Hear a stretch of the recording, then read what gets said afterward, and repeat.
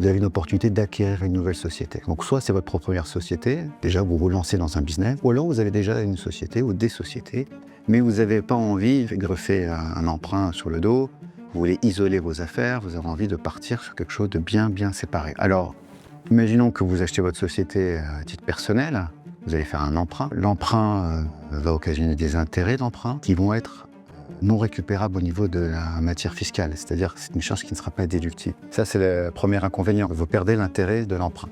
Ensuite, cette société va faire des bénéfices, vous avez un emprunt à rembourser à titre personnel, donc vous allez demander des dividendes à votre société qui vont vous permettre de rembourser votre emprunt. Ces dividendes vont être imposés. On a le PFU, 30%, ou le barème classique d'impôt. Vous avez toujours l'option entre le PFU et le barème d'impôt. Ça va donner lieu à encore une taxation.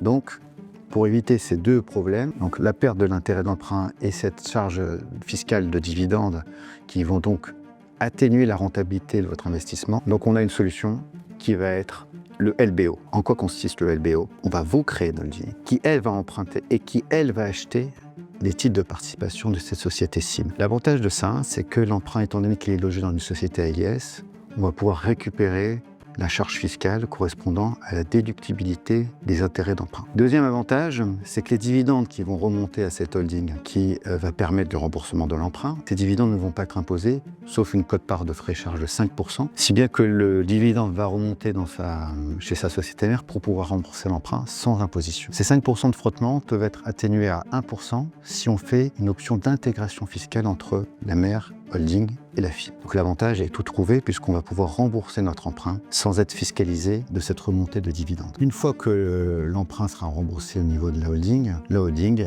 va se retrouver avec une filiale sans emprunt. Donc il y a plusieurs possibilités pour elle. Soit elle va décider de fusionner avec sa filiale pour alléger un petit peu la gestion de comptabilité ou gestion financière. Ou soit la holding va décider de céder sa participation à des conditions très avantageuses puisque la cession de titres de participation pour des titres qu'on détient depuis plus de 2 ans n'est pas imposée, sauf une réintégration de quote-part de 10% aussi. Si vous êtes dans ce besoin d'acquérir une société, adressez-vous à nous. On va vous aider à monter un dossier de LBO qui va vous permettre d'acquérir votre société dans les conditions fiscales les plus avantageuses.